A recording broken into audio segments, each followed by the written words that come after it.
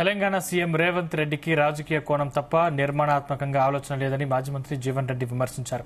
రాష్ట్రంలో ఎల్నో కరువు ప్రభావానికి రాష్ట్ర ప్రభుత్వం సీఎం రేవంత్ రెడ్డి బాధ్యత వహించాలని ఆయన తెలిపారు. వాతావరణ శాఖ వారు గత 6 నెలల నుండి హెచ్చరిస్తున్నా ప్రభుత్వం పట్టించుకోవడం లేదని మండిపడ్డారు. ఈ ఏడాది తగినంత వర్షపాతం ఉండదని వాతావరణ శాఖ ముందే సూచించిన ప్రత్యామ్నాయ ఏర్పాటు చేయడంలో ప్రభుత్వం విఫలమైందన్నారు. ప్రాణహిత నది నీటిని ఎగువకు తరలించి వినియోగంలోకి తీసుకొచ్చేందుకు ప్రణాళిక సిద్దం చేయాలని కాంగ్రెస్ ప్రభుత్వాన్ని మాజీ మంత్రి జీవన్ రెడ్డి కోరారు.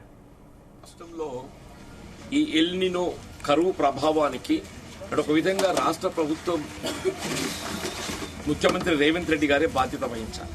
అంటే మాట ఎందుకు చెప్పాల్సి వస్తుందంటే ఈ ఎల్నినో అనేది ఇది అకస్మాత్తుగా పుట్టుకొచ్చింది కాదు.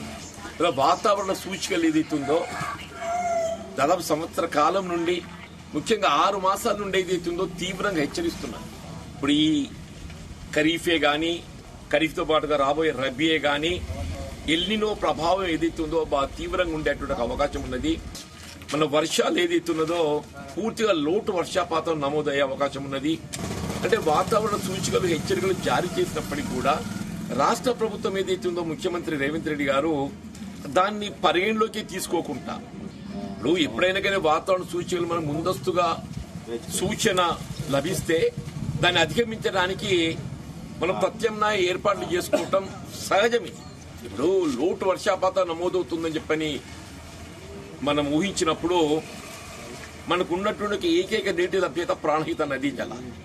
ఆ ప్రాణహిత నదీ జలాలను ఏ విధంగా మనం ఎగువకు తరలించి రాష్ట్రానికి వినియోగంలోకి తేవాలి అనేటువంటి ఒక ప్రణాళిక సిద్ధం చేసుకోవాలి. ఇప్పుడు మేడిగడ్డ బ్యారేజ్ మరమ్మతులు ఏదైతున్నదో మీకు ఇంకో సంవత్సర కాలం లోపు చేసేటువంటి అవకాశం లేదు. ముఖ్యమంత్రి గారు ఏదైతుందో అంటే ఎన్డీఎస్ఏ అంటాడే అంటే ఎన్డీఎస్ఏ అంటాడు, నేషనల్ డ్యామ్ సేఫ్టీ అథారిటీ. వాళ్ళు చేసిన సూచన ఏంటి అంటే మేడిగడ్డ బ్యారేజ్ మరమ్మతులు చేసేంత వరకు దాన్ని వినియోగించుకునే అవకాశం లేదని మాత్రమే చెప్పింది. అక్కడ నీటిని నిలువ చేసే అవకాశం